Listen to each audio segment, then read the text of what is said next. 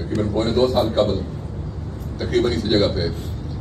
30 جنوری 2023 کو ایک انتہائی اندھوناک واقعہ پیش آیا تھا، جس میں پشاور پولیس لائن مسجد میں خودکش دھماکہ ہوا تھا، جس کے نتیجے میں 86 پولیس اہلکار شہید ہوئے تھے اور 249 زخمی ہوئے تھے، جس میں چند انتہائی سیریسلی انجرڈ ہیں۔ پشاور پولیس کے لیے چیلنج تھا، اور اس میں ہم لوگوں نے مارچ 2023 میں ایک کامیابی حاصل کی، جب ہم نے اس کا ایک اہم رکن اس زمانے میں گرفتار کیا، جس سے ہمیں اندازہ ہوا کہ اس کے پیچھے گینگ کون سا ملوث ہے۔ 17 مارچ 2023 کو ایک سہولت کار امتیاز رشپا کو گرفتار کیا، اور وہ he was the back up suicide bomber in case جو موجودہ جس نے ایکسیکیوٹ کیا، جو کاری نام کا لڑکا تھا اس نے ایکسیکیوٹ کیا۔ فتنہ الخوارج کی ایک ذیلی تنظیم جماعت الاحرار کی کارروائی ہے، اور یہ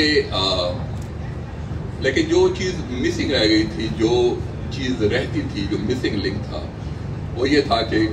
جو کاری نامی لڑکا تھا، جو سوسائڈ بامبر کے طور پہ پولیس کانسٹیبل کے روپ میں لائن میں آیا تھا، جس نے یہ کارروائی کی تھی، اس کو فیسیلیٹیٹ کیسے کیا، وہ یہاں پہ کیسے آ گیا تھا۔ اور اس سلسلے میں پھر ظاہر سی بات ہے ایک ایفرٹ رہی۔ چند دن قبل ہم نے جمیل چوک رنگ روڈ پشاور کے قریب 2 خودکش 11 یعنی کل کے دن 2 خودکش جیکٹوں سمیت اس شخص کو گرفتار کیا۔ ظاہر ہے دوران انٹروگیشن اس کا اندازہ ہوا کہ یہ ہمارا پولیس کا ہی سپاہی ہے۔ نام اس کا محمد ولی والباز میر خان ہے، یہ دلزاک روڈ پشاور کا رہائشی ہے، اور 31/12/2019 کو یہ پولیس میں بھرتی ہوا تھا۔ اس نے 3 سال قبل 2021 میں جماعت الاحرار کا ایک شخص جدید نامی اس کی آئی ڈی تھی، اس پہ اس کا رابطہ ہوا، جس نے اس کی ذہن سازی کی۔ اس نے پھر جماعت الاحرار میں شامل ہونے کا ارادہ کیا، اور